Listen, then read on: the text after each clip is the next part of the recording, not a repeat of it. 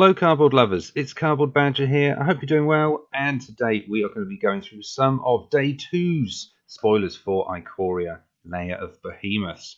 We're going to start off with a cycle of crystals. We have 5 artifacts, all 3 mana. You can tap them for 3 different colours of mana. We have got Zagoth Crystal, Ketra Crystal, Indartha Crystal, Rogrin Crystal and Savai Crystal.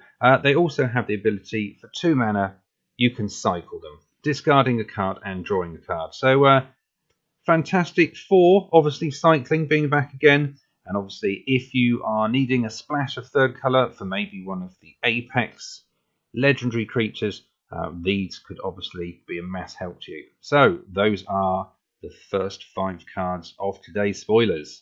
The next card, we might as well talk about this sooner than later. We have got Colossification.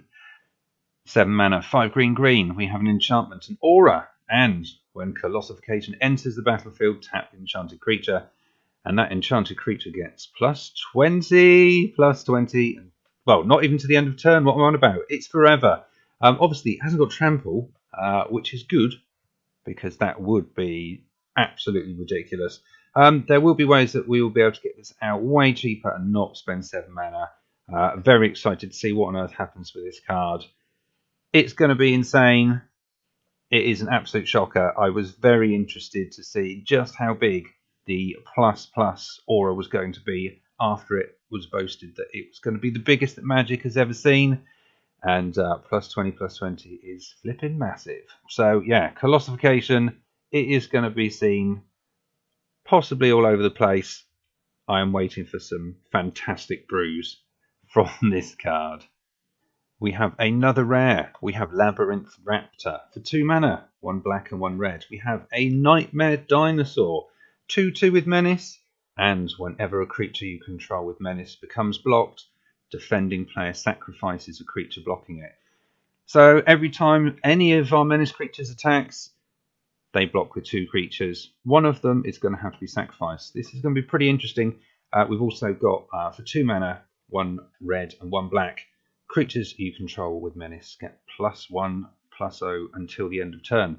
So this could be pretty exciting stuff, especially if it has Death Touch as well, which is possible because there are plenty of things already that we've seen that will enable us to put Death Touch counters onto our creatures. So very, very exciting indeed. Our next card, we have Primal Empathy for 3 mana. 1 a green and a blue. We have an enchantment with, at the beginning of your upkeep, draw a card if you control a creature with the greatest power among creatures on the battlefield. Otherwise, put a +1/+1 counter on a creature you control. Very excited about this one because it is definitely going to be able to go into the Simic counters deck, which I am quite fond of. So I'm very excited to see just how that works. We're going to be gaining card draw, obviously, if we've got the largest creature on both sides of the board. And if not, we get more counters, which will then enable us to do our alternative win condition, Simic Ascendancy. So very, very excited about this card indeed. And our next card, we have got Kogla, the Titan Ape for 6 mana, 3 green. We have a legendary creature, an ape, 7/6. And when the ape enters the battlefield, it fights up to 1 target creature you don't control. And also, when it attacks, you can destroy a target artifact or enchantment defending player controls. In addition to this, for 1 and a green, you can return a target human you control to its owner's hand, and Kogla gains indestructible till the end of turn. So this could be pretty exciting. It's going to hopefully look after itself. It screams King Kong. I'm pretty damn sure they will have an alternative variant art that will be coming out in the near future, so we'll be able to see what that looks like. So that'd be pretty exciting. So there we have it. We have a ginormous ape. Our next card, we have got Blood Curdle for 4 mana, 3 and a black. We have got an instant with destroy target creature, which is great, and put a menace counter on a creature you control. So this is going to tie in really, really nicely with the previous card we've seen, Labyrinth Raptor. We're going to be able to have another creature of ours that didn't initially have menace suddenly have one, and this card is also removal. So excellent stuff indeed. Our next card, we have got Shredded Sails. For 2 mana, 1 and a red, we have an instant, and we can choose one. We can destroy a target artifact. We can also have Shredded Sails deal 4 damage to a target creature with flying, and it also has the bonus of being able to cycle for 2 mana, discarding this card and drawing another one. So, great card. It has a selection of options for 2 mana as well. Destroying an artifact is always fantastic. So, yeah, it is looking quite good. Next, we have Back for More. For 6 mana, 4 black and a green, we have an instant. Return target creature card from your graveyard to the battlefield. When you do, it fights up to 1 target creature you don't control. So in these colours, you should be able to scoop up something pretty massive that you haven't technically paid for, get it onto the battlefield, destroy something your opponent's got, and then have an absolute beast sat there ready for the next turn. I like this card. Obviously, it is 6 mana, it is very expensive, but if it is going to support getting something that's even larger out, it is going to be quite good. And we also have Voracious Great Shark, another rare. 5 mana, 3 blue. It is a shark. It's got flash. It's a 5/4. And whenever Voracious Great Shark enters the battlefield, counter target artifact or creature spell.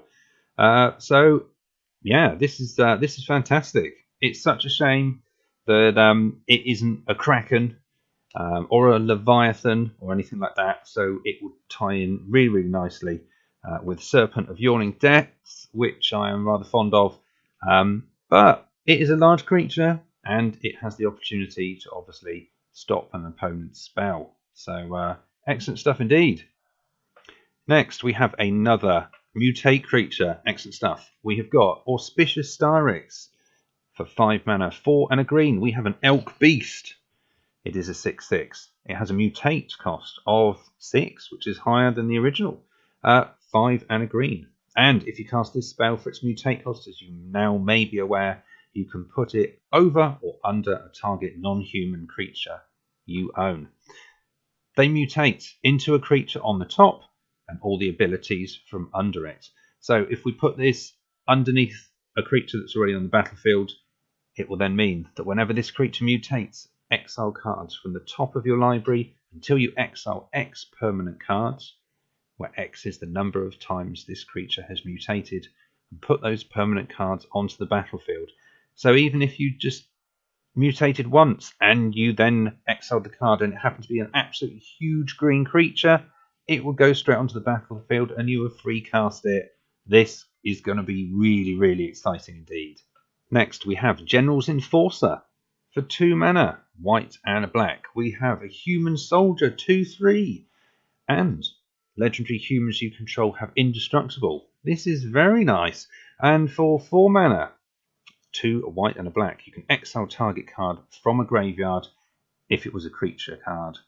You can create a 1/1 white Human Soldier creature token.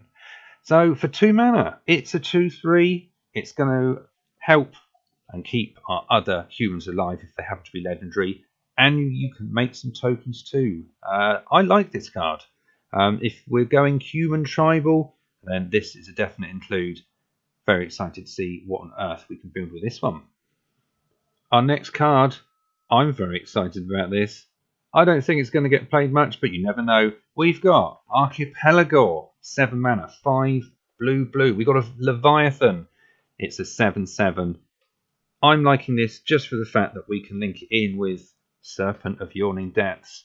Because if we can play this and the Serpent's out, then we are going to have a Leviathan that's going to be unblockable. So anything sea related at the moment is my thing.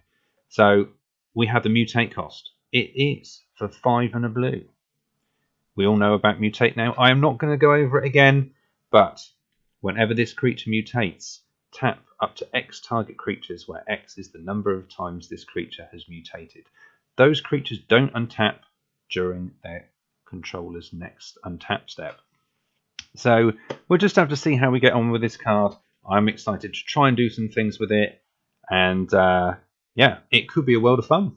Our next card, we have got Death's Oasis for 3 mana, white Black and green, we have an enchantment with whenever a non-token creature you control dies, put the top 2 cards of your library into your graveyard. Then, return a creature card with lesser converted mana cost than the creature that died from your graveyard to your hand. And for 1 mana, you can sacrifice Death's Oasis and you gain life equal to the greatest converted mana cost among creatures you control. So, graveyard shenanigans, this is going to be pretty fantastic and be able to hopefully scoop up creatures that have great ETB triggers. Yeah, I like the look of this card. Another card I'm very excited about. We have got Call of the Death Dweller.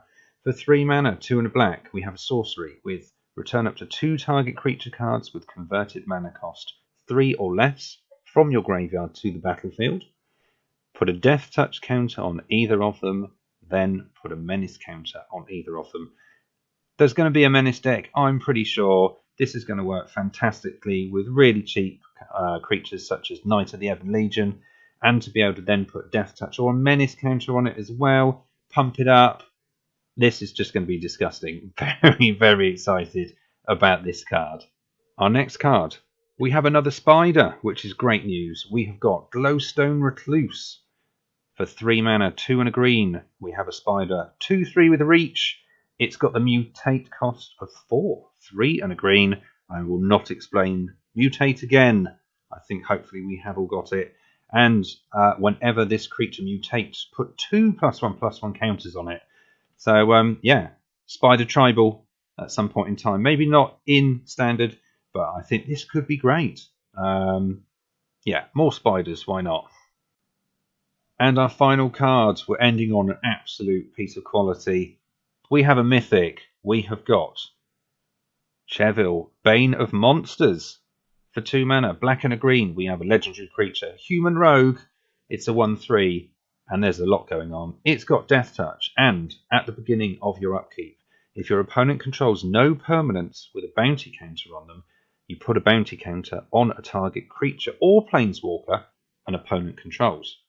So we have new counters. We've got bounty counters now, which is pretty exciting. And whenever a permanent an opponent controls with a bounty counter on it dies, you gain 3 life and draw a card. This, in a Death Touch deck, is going to be amazing. Super, super excited to see what on earth is going to be going on with this one. I want to build something with this card. Excellent, excellent card to finish on. All I can say is I hope you've enjoyed the video. I will try and upload as many as I possibly can. Obviously, having all the cards squished into the space of 8 days means we are getting spoilers thick and fast. I'm sure I've missed some cards because later on in the day there will be more coming out. I will try and catch up and do my best. But all I'd like to say is I hope you enjoyed the video. If so, please like, share and subscribe. Helps out the channel obviously hugely. And all I can say is we will see you again soon here on Cardboard Badger.